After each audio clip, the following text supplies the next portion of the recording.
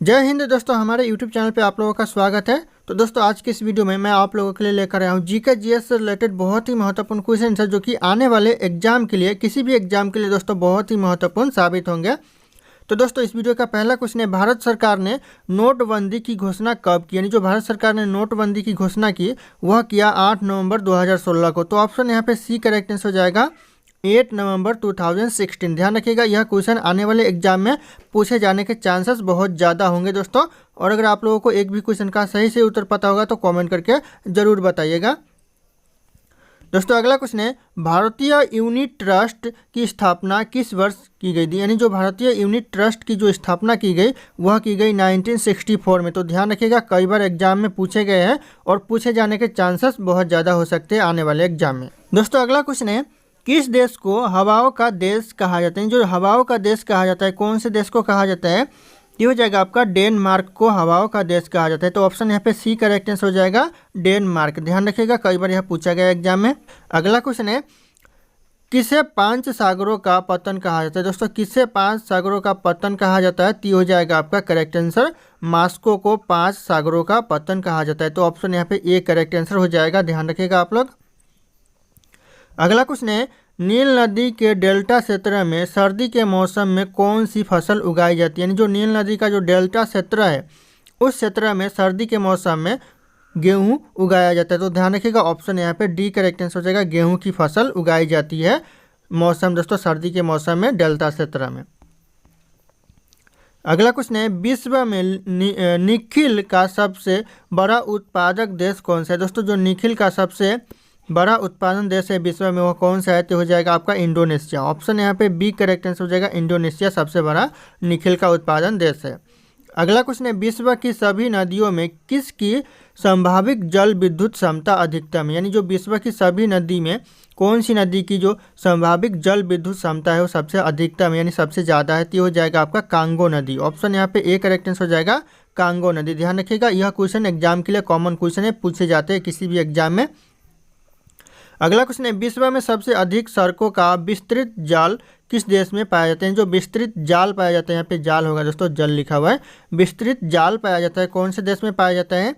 यह पाया जाता है अमेरिका देश में। तो ऑप्शन यहाँ पे ए के साथ करेक्ट आंसर जाएगा। ध्यान रखिएगा, यह क्वेश्चन भी एग्जाम में पूछे जाते हैं। अगला क्वेश्चन है, द ग्रेट ओशन ट्रेड मार्ग किस महासागर से होकर गुजरता है? दोस्तों जो द ग्रेट ओशन ट्रेड मार्ग है वह कौन से महासागर से होकर गुजरता है? तो हो जाएगा करेक्ट आंसर आपका उत्तरी अटलांटिक महासागर से होकर यह गुजरता है। तो ऑप्शन यहाँ पे सी करेक्ट आंसर हो जाएगा। ध्यान रखिएगा, उत्तरी अटलांटिक महासागर। अगला क्वेश्चन है, एशियाई देशों में सबसे कम जनसंख्या वृद्धि दर वाला देश कौन सा है? जो एशियाई देश में सबसे कम जनसंख्या वृद्धि दर वाला देश है वो हो जाएगा आपका सिंगापुर। ऑप्शन यहाँ पे बी सिंगापुर करेक्ट आंसर हो जाएगा। अगला क्वेश्चन है, ग्रेनाइट सिटी के उपनाम से कौन सा नगर जाना जाता है? जो ग्रेनाइट सिटी के उपनाम से जाना जाता है वह कौन सा नगर जाना जाता है? तो हो जाएगा आपका एवर्डिन नगर, जो कि ग्रेनाइट सिटी के उपनाम से जाना जाता है। तो ऑप्शन यहाँ पे सी करेक्ट आंसर हो जाएगा एवर्डिन। ध्यान रखिएगा आप लोग। अगला क्वेश्चन है, गगनचुंबी इमारतों का नगर क्या कहलाता है? यानी जो गगनचुंबी इमारतों का जो नगर कहलाता है वह कहलाता है न्यूयॉर्क। तो ऑप्शन यहाँ पे सी करेक्ट आंसर हो जाएगा न्यूयॉर्क। ध्यान रखिएगा, एग्जाम में पूछा जाता है। अगला क्वेश्चन, निम्नलिखित में से कौन एक योग्य है? यानी जो इन ऑप्शन में से योग्य है वह कौन एक है? तो हो जाएगा करेक्ट आंसर जल, जो कि एक योग है। तो ऑप्शन यहाँ पे डी करेक्ट आंसर हो जाएगा जल। अगला क्वेश्चन है, भारत का पूर्वतम स्थान किस राज्य में स्थित है? यानी जो भारत का सबसे पूर्व स्थान है वह कौन से राज्य में स्थित है दोस्तों? तो हो जाएगा आपका नागालैंड में स्थित है। तो ऑप्शन यहाँ पे डी नागालैंड करेक्ट आंसर हो जाएगा, भारत का सबसे पूर्वतम स्थान। ध्यान रखिएगा आप लोग। अगला क्वेश्चन है, राम सेतु निम्नलिखित में से कहाँ पर स्थित है? यानी जो राम सेतु है इन ऑप्शन में से कौन सा ऑप्शन में है? तो हो जाएगा आपका मध्य पाक जल डमरू मध्य में है। तो ऑप्शन यहाँ पे डी करेक्ट आंसर हो जाएगा मध्य पाक जल डमरू स्थल। ध्यान रखिएगा आप लोग, यह क्वेश्चन भी कई बार पूछा गया है एग्जाम में। अगला क्वेश्चन है, पटकाई की पहाड़ियाँ भारत को किससे अलग करती है? यानी जो पटकाई की पहाड़ियाँ है वह भारत को किससे अलग करती है? तो हो जाएगा भारत को म्यांमार से अलग करती है। तो ऑप्शन यहाँ पे बी करेक्ट आंसर हो जाएगा, पटकाई की जो पहाड़ियाँ है वह भारत को म्यांमार से अलग करती है। तो ध्यान रखिएगा, ये भी क्वेश्चन एग्जाम में रिपीट होते रहते हैं। अगला क्वेश्चन है, भारत के किस राज्य की सीमा नेपाल, भूटान और चीन तीनों देशों से मिलती है?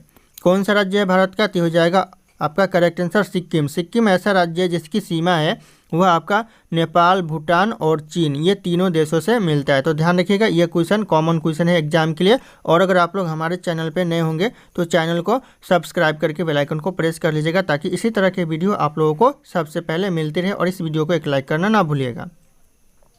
दोस्तों अगला क्वेश्चन है, स्वतंत्र प्राप्ति के समय भारत में ऑल इंडिया रेडियो के कितने केंद्र थे? यानी जो स्वतंत्र प्राप्ति के समय जो ऑल इंडिया रेडियो के केंद्र थे वह कितने केंद्र थे? तो हो जाएगा 6 केंद्र थे। तो ऑप्शन यहाँ पे बी करेक्ट आंसर हो जाएगा, टोटल 6 केंद्र थे। ध्यान रखिएगा आप लोग। अगला क्वेश्चन है, बहुत ग्रंथ ललित विस्तार में कितनी लिपियों का उल्लेख किया गया? यानी जो बहुत ग्रंथ ललित विस्तार में जो लिपियों का उल्लेख किया गया है, कितनी लिपियों का? तो हो जाएगा आपका 64 लिपियों का उल्लेख किया गया है। तो ऑप्शन यहाँ पे सी करेक्ट आंसर हो जाएगा, 64 लिपियों का उल्लेख किया गया है। अगला क्वेश्चन है, भारत में मनी ऑर्डर प्रणाली का प्रारंभ यानी आरंभ दोस्तों कब से हुआ था? मनी ऑर्डर प्रणाली का आरंभ हुआ था भारत में 1880 से। ध्यान रखिए दोस्तों, 1880 से यह आरंभ हुआ था। तो ऑप्शन यहाँ पे ए करेक्ट आंसर हो जाएगा। अगला क्वेश्चन है, उस बल का नाम क्या है जिससे पृथ्वी सब वस्तुओं को दोस्तों अपनी ओर खींचती है? कौन से बल के कारण पृथ्वी सब वस्तुओं को अपनी ओर खींचती है? तो हो जाएगा आपका गुरुत्वाकर्षण बल के कारण। तो ऑप्शन यहाँ पे डी करेक्ट आंसर हो जाएगा, गुरुत्वाकर्षण बल। एग्जाम में यह क्वेश्चन आते रहते हैं, तो ध्यान रखिएगा आप लोग। अगला क्वेश्चन है, कैमरे में किस प्रकार का लेंस उपयोग में लाया जाता है? जो उपयोग किया जाता है कैमरे में वो कौन से प्रकार का लेंस किया जाता है? तो हो जाएगा आपका उत्तल लेंस, जो कि कैमरे में उपयोग किया जाता है। तो ऑप्शन यहाँ पे ए करेक्ट आंसर हो जाएगा, उत्तल लेंस का उपयोग किया जाता है कैमरे में। अगला क्वेश्चन है, गुरुत्वाकर्षण नियमों के आविष्कारक कौन है? दोस्तों जो गुरुत्वाकर्षण बल के जो या फिर नियमों के जो आविष्कारक है, आविष्कार किया वह किसने किया? तो हो जाएगा आपका न्यूटन ने किया। तो ऑप्शन यहाँ पे बी करेक्ट आंसर हो जाएगा, न्यूटन। ध्यान रखिएगा, यह क्वेश्चन भी रिपीट होते रहते हैं। अगला क्वेश्चन है, कंप्यूटर में किसी शब्द की लंबाई किस से मापी जाती है? दोस्तों जो कंप्यूटर में किसी शब्द की जो लंबाई मापी जाती है वह किससे मापी जाती है? तो हो जाएगा आपका बाइट से मापी जाती है। तो ऑप्शन यहाँ पे ए करेक्ट आंसर हो जाएगा, बाइट। ध्यान रखिएगा, एग्जाम में यह आते रहते हैं।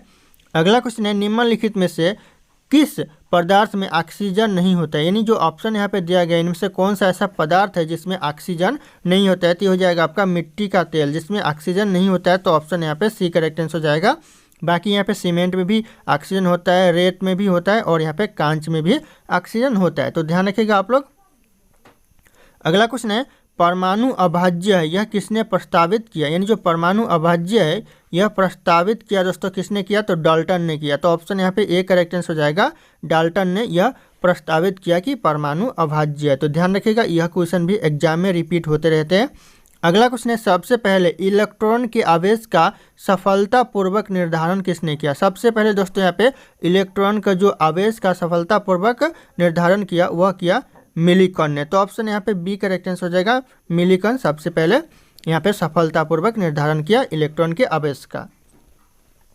अगला क्वेश्चन है, प्रोटॉन की खोज किसने की थी? दोस्तों जो प्रोटॉन की खोज की थी यह क्वेश्चन एग्जाम में रिपीट होते रहते हैं, कई बार रिपीट हो चुके हैं दोस्तों यहाँ पे। तो हो जाएगा आपका गोल्डस्टीन ने यह खोज की थी। तो ऑप्शन यहाँ पे ए करेक्ट आंसर हो जाएगा, गोल्डस्टीन। ध्यान रखिएगा, कई बार एग्जाम में आ चुका है। अगला क्वेश्चन है, पृथ्वी की वायु का आकलन किससे किया जाता है? जो पृथ्वी की वायु का जो आकलन किया जाता है वह किससे किया जाता है? तो हो जाएगा आपका यूरेनियम डेटिंग से किया जाता है। तो ऑप्शन यहाँ पे ए करेक्ट आंसर हो जाएगा, यूरेनियम डेटिंग्स। ध्यान रखिएगा, यह क्वेश्चन भी कई बार एग्जाम में पूछा गया है। अगला क्वेश्चन है, किस भारतीय राष्ट्रीय आंदोलन का शीर्ष गीत बना वंदे मातरम? दोस्तों ऐसा कौन सा राष्ट्रीय आंदोलन था जिसका जो गीत शीर्ष बना वह बना वंदे मातरम? तो हो जाएगा करेक्ट आंसर, स्वदेशी आंदोलन का जो शीर्ष गीत बना वंदे मातरम। तो ध्यान रखिएगा, ऑप्शन यहाँ पे डी करेक्ट आंसर हो जाएगा, स्वदेशी आंदोलन। कई बार पूछा गया और पूछे जाते हैं। दोस्तों अगला क्वेश्चन है, नव भारत नामक अंग्रेज विरोधी संगठन की स्थापना की? दोस्तों किसने की नव भारत अंग्रेजी विरोध संगठन? तो हो जाएगा करेक्ट आंसर किया बी डी सावरकर ने किया। तो ऑप्शन यहाँ पे बी करेक्ट आंसर हो जाएगा, बी डी सावरकर। ध्यान रखिएगा। अगला क्वेश्चन आ रहा है, मुस्लिम लीग का प्रथम अध्यक्ष कौन था? दोस्तों जो मुस्लिम लीग का जो प्रथम अध्यक्ष था वह कौन था? तो हो जाएगा आपका आगा खां था। ऑप्शन यहाँ पे ए करेक्ट आंसर हो जाएगा, आगा खां। ध्यान रखिएगा, कई बार यह रिपीट हो चुका है क्वेश्चन। अगला क्वेश्चन है, वर्ष 1990 में जलियांवाला बाग हत्याकांड कहाँ हुआ था? यानी जो 1990 में जो जलियांवाला बाग हत्याकांड हुआ था वह कहाँ पर हुआ था? तो हो जाएगा आपका अमृतसर में हुआ था। तो ध्यान रखिएगा, ऑप्शन यहाँ पे ए करेक्ट आंसर हो जाएगा अमृतसर। कई बार एग्जाम में पूछा गया है। अगला क्वेश्चन है, नमक सत्याग्रह किस ईस्वी में प्रारंभ हुआ? यानी जो आरंभ हुआ नमक सत्याग्रह यह कब हुआ? तो हो जाएगा आपका 1930 में हुआ। तो ध्यान रखिएगा, कई बार यह पूछा गया है एग्जाम में और पूछे जाते हैं 1930, ध्यान रखिएगा। अगला क्वेश्चन है दोस्तों, लिखित संविधान की अवधारणा ने सर्वप्रथम कहाँ जन्म लिया? यानी जो लिखित संविधान की अवधारणा सर्वप्रथम जन्म लिया वह कहाँ पर? तो हो जाएगा आपका फ्रांस में लिया। तो ऑप्शन यहाँ पे ए करेक्ट आंसर हो जाएगा फ्रांस। अगला क्वेश्चन है, भारत का राष्ट्रीय पक्षी कौन सा है? यानी जो भारत का राष्ट्रीय पक्षी है वह कौन सा पक्षी है? तो इस क्वेश्चन का सही उत्तर आप लोगों को कमेंट करके बताना है। ऑप्शन यहाँ पे सारे के सारे शो कर रहे हैं। फिर मिलते हैं अगले क्लास में।